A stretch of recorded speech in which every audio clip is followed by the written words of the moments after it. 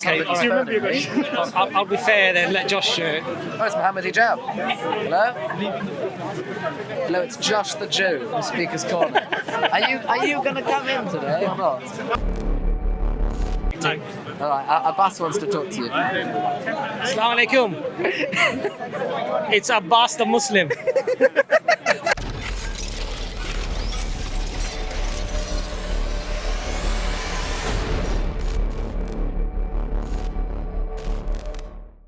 Now, is that preservation through an oral tradition or actual scrolls? Actual written stuff. It's been copied very, very well, very, very diligently, to the point that there's only 2 letter differences that exist in Torah scrolls today. Okay, so those scrolls you have, when do they date back to the earliest that you have? The earliest complete scroll that we have today, I think, is the Leningrad Codex, and I think that's like 1,000 or more, maybe a bit more than 1,000 years ago or something. 1,000 years ago. So that would make it around 2,500 years after Moses, is that right? Yeah, something like that, yeah. So after 2,500 years of Moses, yes, you have these 5 books that are attributed to Moses. Yes. And you believe that they are literally the words that Moses spoke to the people. Yes. I suppose the question I would ask you is, why do you believe that? Right, so why do I believe that? I believe that for a few reasons. Number one is based on the origin story of the Mass Revelation. The Mass Revelation is something which is so unique that once we have that event as having definitely happened, we then have to come to a realization that the book that was produced as a result of that was going to be handled with extreme care. Right. And the question then is, how do we know that it was indeed handled with extreme care? Once we have the presupposition, we have the presumption that they will have wanted to keep it with special care. Right. So we'll then need to be able to show that there was never a period when people could have corrupted it. And obviously, there are 2 different arguments that one could bring. There's the argument of corruption, and there's the argument of carelessness. Right? Let's first go with corruption. To find corruption, we would have to first find a time in history when it could have been successfully corrupted. In which case we will find that there will be that there will be a time period when Torah scrolls were only in a very, very centralized place by a specific elite type of small group of people in that centralized place, and that they could then have changed it and done whatever they wanted with it.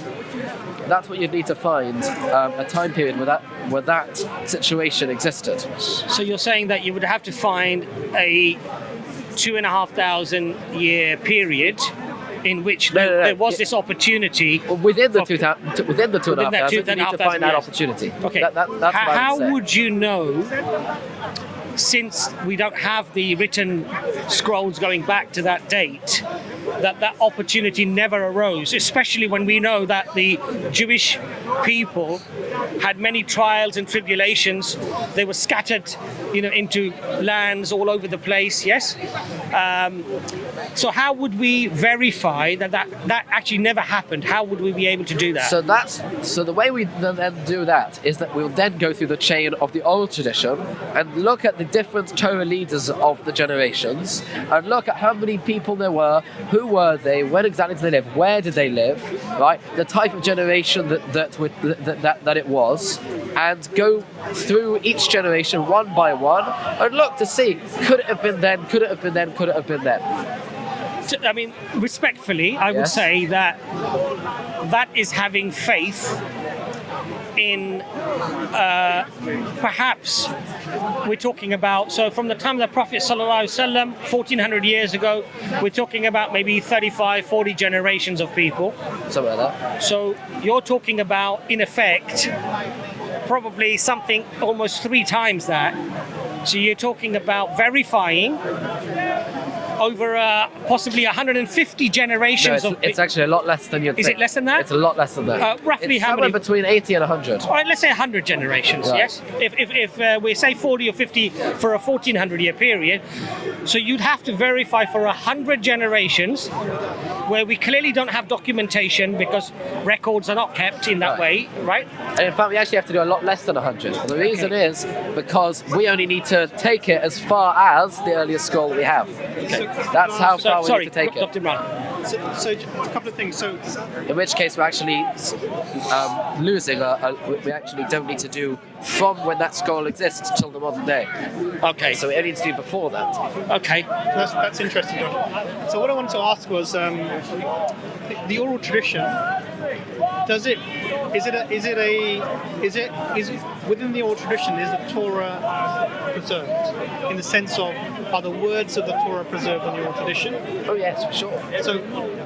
So the oral tradition is that you memorize the Torah. No, that's not what the old tradition is. Okay. It happens to be that many people who thank you. That many people who were that if you were going to be one of the what we call Ma'atikei Shmua, one of the people who was handing down the tradition, who was going to be one of the great people, then you will have known the entire Torah by heart. You would have had to know that, because otherwise, how could you possibly be somebody ready to receive the full thing and to be able to then to be somebody who would be entrusted in passing that down to the next generation? Right? That's a big task. That's a huge responsibility. So the people in this chain that you're describing, Yes. they would have been memorizers of the Torah. Is this what you're saying? For sure they would have been. Okay. For sure. So in the current oral tradition that you have, Yes. are the people who pass on the oral tradition and teach the oral tradition also memorizers of the Torah? So that's the thing. Nowadays, the old tradition is pretty written down. Nowadays, it's in written form. Now, you do have lots of people today who do know it off by heart, and that's just because they went to specific schools where they teach you from a young age. Teach what by heart? The Torah from a young age by heart. Right? My school, they didn't do that, but there's quite a few schools in Israel that do. Like a famous school, the Zilberman School in the Old City. You'll find there all these little kids walking around, and by the age of 10, they know the entire Tanakh off by heart, not just the Torah, the whole Tanakh off by heart. So they've memorized it? Yeah, they're taught that off by heart. So the great rabbis, for sure, they knew it off by heart. There is some debate about just what level of proficiency the great rabbis had with regards to the prophets and the writings, like the Nach part of Tanakh. But for the Torah itself, for sure they knew it with a very high degree of proficiency indeed. So there's one thing. So this is sort of almost semantical. I'm not interested in high degree of proficiency. I'm interested in memorization. Yeah, so That's verbatim. So I mean, if we look at their commentaries, right, that if you look at the kinds of things that these rabbis wrote, you see that they know they're using the exact wording of things from all over the Torah, and that tells me that they must have known it, because if you're being able to use this word exactly as it, and that word, this word, that tells you something about their knowledge, and it wouldn't make any sense that they had not memorized the Torah, being that the responsibility. So it sounds to me like you're making an assumption within the transmission of the oral tradition that therefore there has to be a memorization of the Torah. The question then comes to mind: is there any way for you to verify that actually they were Torah memorizers when they were passing this on, or is this an assumption that you're making just within the structure of the narrative you have? I'm not sure if there's a way to verify. I'm not sure. Okay. I'll have to. And what I would then point to is the conversation we had before in 2 Kings about Josiah's about time. Josiah, right. So Do you want to just remind us what the conversation was? So the Josiah incident is where they find, by the way, if anyone sees Muhammad Hijab, can they please let me know? We're supposed to be I don't think he's here today. I'm pretty sure. But anyway, in terms of the Josiah incident, I want to try and the story as being told in Kings and Chronicles is that Josiah leads a religious reform, trying to get rid of the high places and various things and idols, and then what happens is that Hilkiah the priest and Shaphan the scribe, Is it 2 Kings 22? I think so. Book of the Law, that's it. 2 Kings 22. Yeah. So I'm just gonna just for the benefit of the audience, I'm just gonna read it out. Yeah, here it is. Here it is. So basically, what happens is the King Josiah has ordered the Temple of Solomon to be rebuilt. Yeah. And in the rebuilding of the temple, a Torah scroll is discovered. Yeah, they renovate it. Yeah. And then what happens is that the priest he calls, or the rabbi calls the Torah, the king, and he shows him what we found. And it says, this is verse 10, this is 2 Chronicles 22 verse 10. And then Shaphan the secretary informed the king, Hilkiah the priest has given me a book, and Shaphan read from it in the presence of the king. And verse 11, when the king heard from the words of the book of the law, he tore his robes. Yeah. He gave these orders to Hilkiah the priest, and Acham the son of Shaphan, and Abor the son of, I'm going to say all these wrong, Kapiah, and Shaphan the secretary, and Isaiah the king's attendant. Yeah. Apologies for the name destruction, but go ahead and inquire of the Lord for me, for the people and all Judah, about what is written in this book that has been found. Great is the Lord's anger that burns against us, because those who have gone before us have not obeyed the words of this book, and they have acted in accordance with all that is written concerning us. Yes. So the king is referring to the Torah that was found in after the repair of the Temple of Solomon. It's saying that people have gone before us who haven't adhered to this, who don't. That's written here. What's the time frame for that event? That would be how many thousand years ago?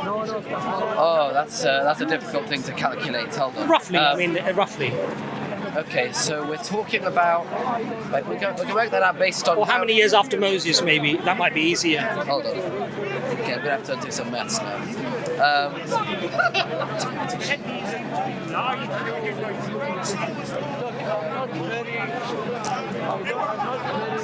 Okay, so...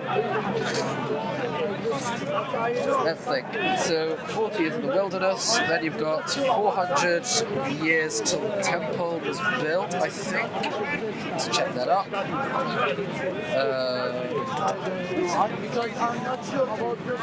Okay, so First Kings chapter 8.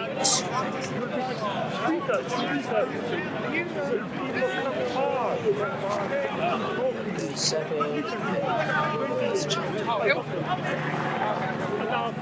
So whilst you're doing that, I'm just going to say, so the point from this verse that obviously I'm deriving is that there was a time when there were at least a generation, maybe 2 generations of the people in Israel, or at the time Jerusalem, who were unaware of the law, in that they had not adhered to the law, and the knowledge was refreshed when they found the scroll that was lost under the Temple of Solomon, according to this statement. So for me, that means at least 80 years. That's a minimum. It can be longer, but at least 2 generations of people who are unaware of what was written in the Torah. And the reason why I'm asking the time frame is that if we have the oldest Torah that we have today, which is 1,000 years ago, and this event took place 2000, right, 1,000 years before that, what that clearly shows and demonstrates, therefore, is that what we have 1,000 years ago would be different from what was found at that time, and potentially how many problems were there before that, you see? That's what I was sort of getting at, but yeah. Hold on. It's a verse that I need to find in order to help with the maths. I have not found it yet. Is it over here?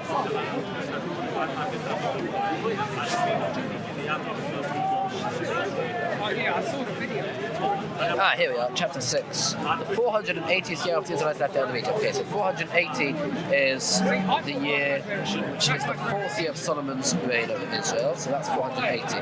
Now, Solomon reigns for 40 years, so we're going to add 36 to that. So 480 plus 36 takes us to 510, I think. 16. yeah, you can approximate. Approximate, yeah. Okay.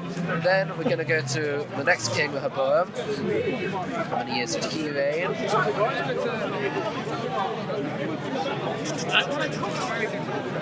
So we're up to roughly 500 years. Right. So then Rehoboam has...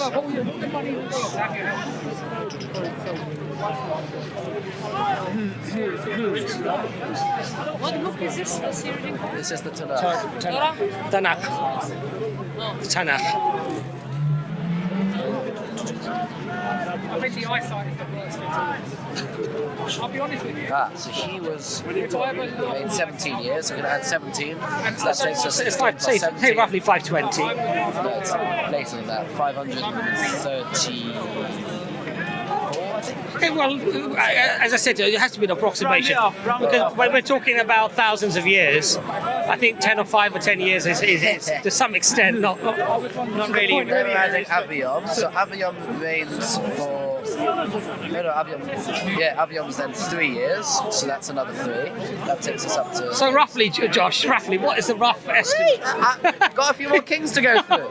Wait! I don't do rough estimates. That's not happening here today. Right, that takes us to 536. Okay, so then we've got the next king. Who's next? The next is Ossa. So he's a bit longer there. Ossa is... He was one of the righteous ones. He is going to be... that's going to take quite Sorry, a while. Imran, I didn't think this was going to quite take the sort of long... Just be satisfied with the process. Yeah. Josh, are you an accountant? No, I'm not an accountant. Okay. I'm worse. I'm studying to be a lawyer. Yeah, that's why you have to have the precise number. Can't have an estimate. Has to be precise. So what are we up to? 530? 536. 536. Gone too far. I've passed Osso's death. When did King Osso die? Shall we Google it? You could Google it, to be honest. So was it King Solomon? No, we're up to King Asa now. No. What are we? Why don't we just Google it? So it might be faster, isn't it? I mean, you could. But we're talking about the reign of. Did you ask the question? King Asa. All right. Okay. Somebody's Do you remember your phoning me. question? I'll be fair then. Let Josh. Oh, it's Mohammed Hijab. Hello? Hello, it's Josh the Jew from Speaker's Corner. Are you going to come in today or not? It's Josh the Jew. He's supposed to be doing part 3 with me. You're tired. All right then. Let me speak to him. All right, Abbas wants to talk to you. Assalamu alaikum. It's Abbas the Muslim. How are you doing, bro? You all right? You feeling okay? All right, alhamdulillah. Oh, I'll tell Josh, are you going to be down next week? I'm not going to be here next week. Oh, Josh is Or not the here next following week, or the I'm following going to be here in week. 3 weeks. Oh, Josh is going to be here in 3 weeks, inshallah. All right, well, he'll arrange it with you then, Josh. All right then. It's Assalamu alaikum from Abbas the Muslim, and Assalamu alaikum from Dr. Imran the Muslim, and Shalom from Josh the Jew. Is that okay, Josh? Yeah. Assalamu alaikum, bro. Assalamu alaikum. There you go. Okay, so When should was we... the last time you used a Nokia? Oh, gosh, that's a long time ago, man. The problem with this is it's very cold and turning these pages. Josh, let's just Google the time when it was found. All right, that will fine. give us the date. Okay. So we're talking about when this incident in the temple. This was what event? Here we are.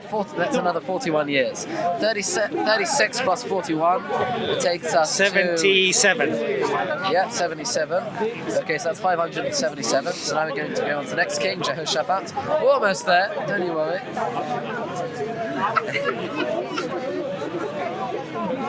So for the viewers, you can fast forward this bit if you want. 500.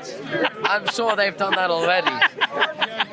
500. We'll have to put the minutes in to skip. See, there's a reason it doesn't get very heated with me. It's impossible. It's impossible to get heated with me. Where's Jehoshaphat?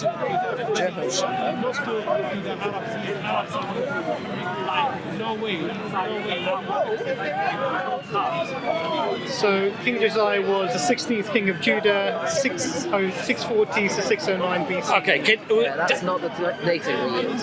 We use a different dating. So in terms They've added about 2 centuries onto their so calculations. 400 years? Can we agree on 400? Just to save time? 400 years after or before what? What do you think?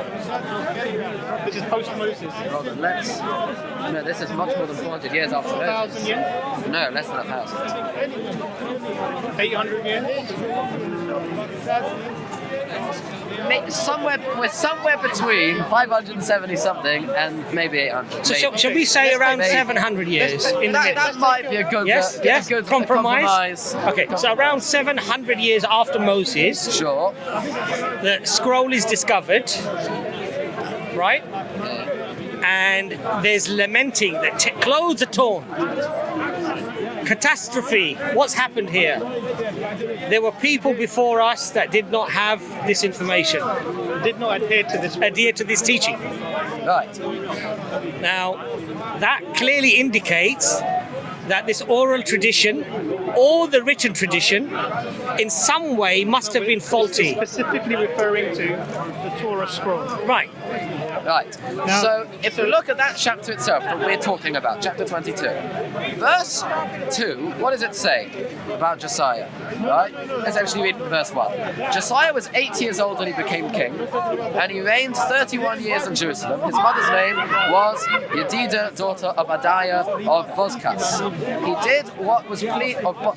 did what was pleasing to the Lord, and he followed all the ways of his ancestor David, and did not deviate to the right or to the left. So he's already doing stuff correctly, and they haven't got any knowledge of how to do things correctly, which is a bit odd, doesn't it? In the 18th, yes.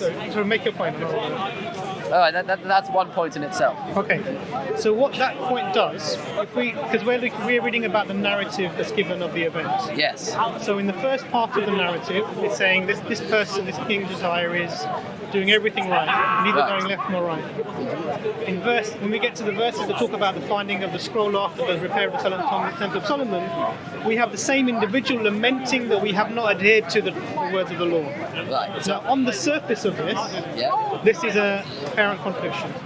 In that, one aspect of this narrative is claiming adherence, and the second aspect of the narrative, from the individual spoken about, is claiming we weren't doing this. So how do you reconcile that? Well, that's what we're going to get to.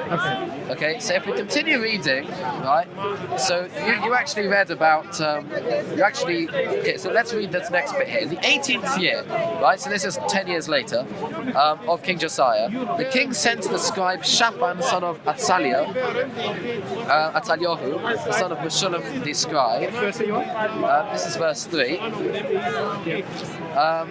To the house of the Lord, saying. So he sent him to the temple, saying, this is the message. Go to the high priest Hilkiah, and let him weigh the silver that has been deposited in the house of the Lord, which the guards of the threshold have collected from the people. He's got to weigh the silver, okay?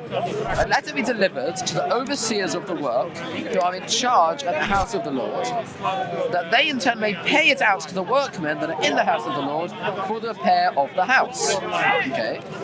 To the carpenters, the labourers, and the masons of the purchase of wood and quarried stones who are repairing the house. However, no check is to be kept on them for the silver that is delivered to them, for they deal honestly. You need to deal honestly, right? Okay. Interesting. He's very strict that you need to all be weighed in a very honest way. Then the high priest Hilkiah said to the scribe Shaphan, I found a scroll of the teaching of the house of the Lord. So this is the part that you read before, right? And if you go, if you continue, see, he says, right, your servants have melted down the silver, this is verse 9, was deposited in the house and delivered it, right, etc. And in the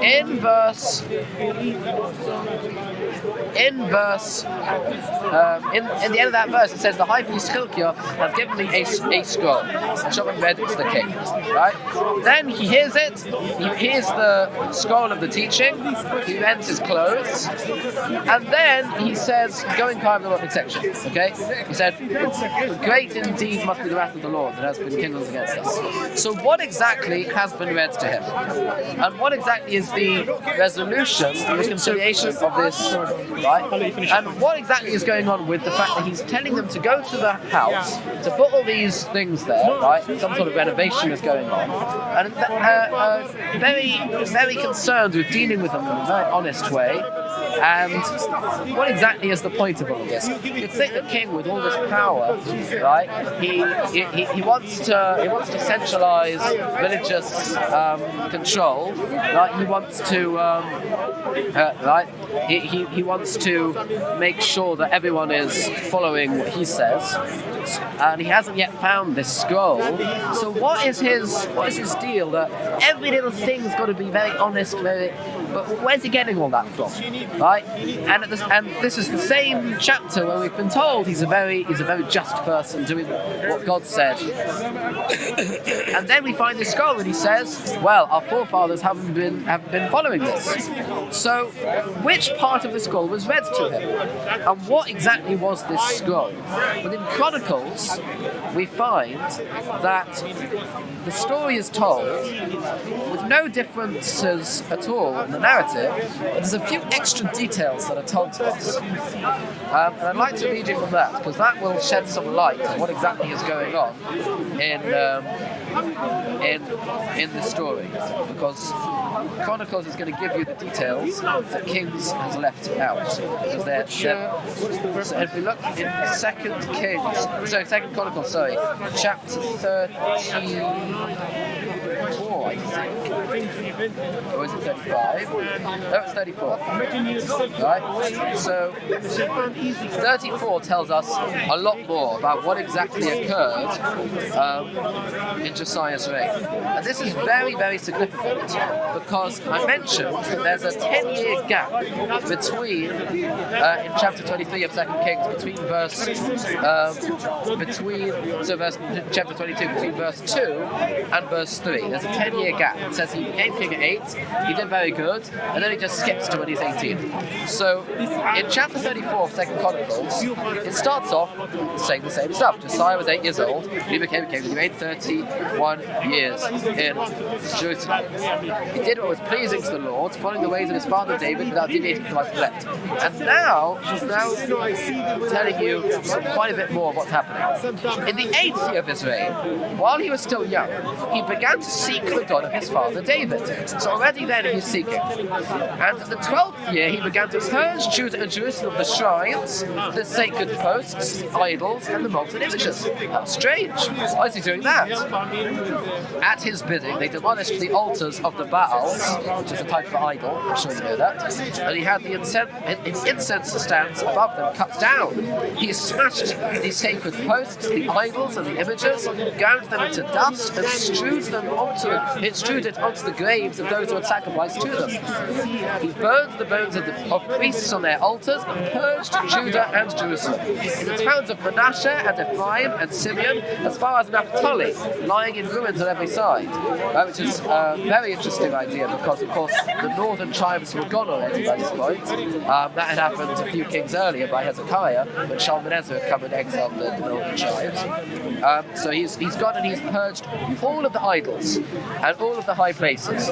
He demolished the altars and the sacred posts and smashed the idols and ground them into dust, and he hewed all the incense stands throughout the land of Israel. Then he returned to Jerusalem. So he's already done this huge reformation all around the country. And what exactly is this all in aid of? He doesn't know anything about the Torah. He's completely ignorant of all of it. And he's doing this whole big reformation. It doesn't seem to make sense. Lovely build-up. Yeah. Yeah. In the 18th year of his reign, after purging the land and the house, he commissioned Shaphan son of Atzaliah, Maaseiah, the governor of the city, and Yoach son of Yoachos, the recorder, to repair the house of the Lord his God. Right? So now he's got them, right? Hashem is his God, he wants them to repair the Beis HaMikdash, the temple. They came to the high priest, Hilkiah, and delivered them the silver brought to the house of God. Right? They do the whole thing now with the collections of everyone. And we're going to skip a little bit because it's not so important, all the details there. We'll then go down to verse 12. The men did the work honestly.